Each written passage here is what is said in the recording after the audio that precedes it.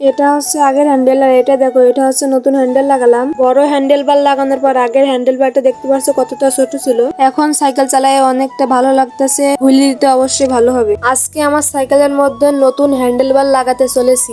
So বড় handle বার লাগালে কি কি সুবিধা হয় এটা কিন্তু আজকে বলতে চলেছি। সো কিভাবে লাগাবো এটা তোমাদের আমি দেখিয়ে দিব। হ্যান্ডেল বার লাগানোর আগে প্রথমে যেটা করতে হবে সেটা হচ্ছে আগের হ্যান্ডেল বারটা আমরা খুলে নেব। তো এখানে আমি হ্যান্ডেলের গ্রিপ গুলো খুলতেছি। তারপর আমরা 4mm এলেঙ্কি দিয়ে অয়েল ব্রেকটা খুলে নেব এবং 5mm এলেঙ্কি দিয়ে শিফটার খুলে নেব। এইগুলো যদি না খুলি তাহলে আমরা কখনোই নতুন হ্যান্ডেল বার লাগাতে পারবো না। তার কারণ হচ্ছে সবগুলো খুলতে হবে, যতগুলো আছে সব হ্যান্ডেলের মধ্যে থেকে খুলতে হবে। তারপর আমি আর একটা ব্রেক সেম একইভাবে খুলে নিলাম। হ্যান্ডেল থেকে সমস্ত কিছু খোলার পর এখন যেটা খুলে নেব সেটা হচ্ছে স্টিম থেকে হ্যান্ডেলকে আলাদা করে নেব। তার জন্য এখানে 4mm এর একটা এলেঙ্কি নিয়েছি, নাটগুলো সব লুজ করে নেব।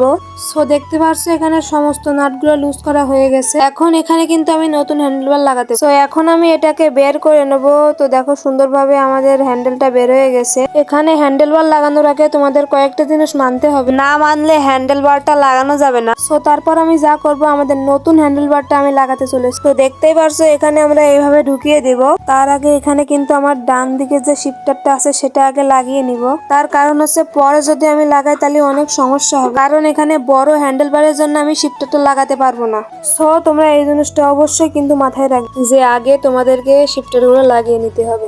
সো দেখতে পারছো এখানে আমি ডান দিকে শিফটারটা লাগিয়ে নিই। এখানে যে জিনিসটা তোমাদের মনে রাখতে হবে সেটা হচ্ছে এখানে কিন্তু মাছ বরাবর রাখতে হবে। এখানে আমি সামান্যভাবে টাইট দিয়ে নেবো যাতে হ্যান্ডেলটা মুভ করতে পারে। এখন তোমাদেরকে যেটা আমি দেখাবো সেটা হচ্ছে এখানে আমি ভালোভাবে টাইট দিয়ে নিচ্ছি, আবার বেশি টাইট দেওয়া যাবে না। তোমরা যদি বেশি টাইট দাও তাহলে কিন্তু সমস্যা হবে। সো এখন তোমাদেরকে দেখাচ্ছি তোমরা এখন যেটা করবা, হ্যান্ডেলটা মাঝখান বরাবর নিয়ে হ্যান্ডেলের ডান দিকে আর বাম দিকে দেখবা একটা চিহ্ন আছে, সেটা একদম মাঝখান বরাবর ধুয়ে টাইট দিয়ে নিবা।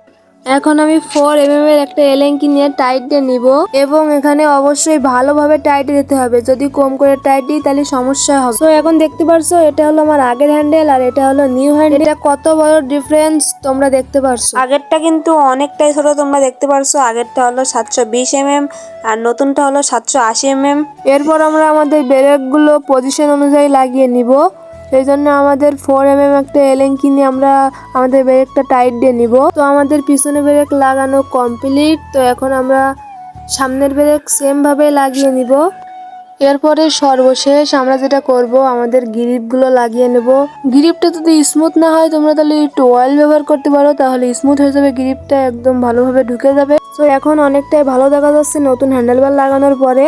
এখন চালাতেও অনেকটা ভালো লাগবে। তোমরা দেখতে পাচ্ছ এটা হলো আমার পুরোনো হ্যান্ডেল আর এটা হলো নতুন হ্যান্ডেল। তো নতুন হ্যান্ডেল লাগানোর পর সাইকেলে এখানে আগের তুলনায় অনেক ভালো দেখা যাচ্ছে। আমার সাইকেলে শর্ট স্টিম লাগানোর কারণে আরো বেশি ভালো লাগছে। তো দেখতে পারছো তোমরা আমার সাইকেলে হ্যান্ডেলবার লাগানো কমপ্লিট। তো এই ছিল আজকে ভিডিও। তো ভিডিওটা ভালো লাগলে সাবস্ক্রাইব করে আমার পাশে থাকবেন। এখন আমরা সাইকেলটা চালিয়ে দেখবো তো সাইকেলটা কেমন দেখা যায় চালালে। বড় হ্যান্ডেলবার লাগানোর পরে আমি এখন দেখবো রাইডিং কিরকম হয়। প্রথমত বলতে রাইডিং এর সুবিধা যেটা হচ্ছে কন্ট্রোলটা আগের চেয়ে আমার কাছে একটু ভালো মনে হয়েছে। কন্ট্রোল আমি ইজিলি অনেক ভালোভাবে করতে পারতেছি। আর একটা জিনিস উপকার হয়েছে সেটা হচ্ছে হুইলি বড় হ্যান্ডেলে অনেক ভালো হয়। এই ছিল আজকে ভিডিওটা ভালো লাগলে চ্যানেলটা সাবস্ক্রাইব করে আমার পাশে থাকবেন সবাই।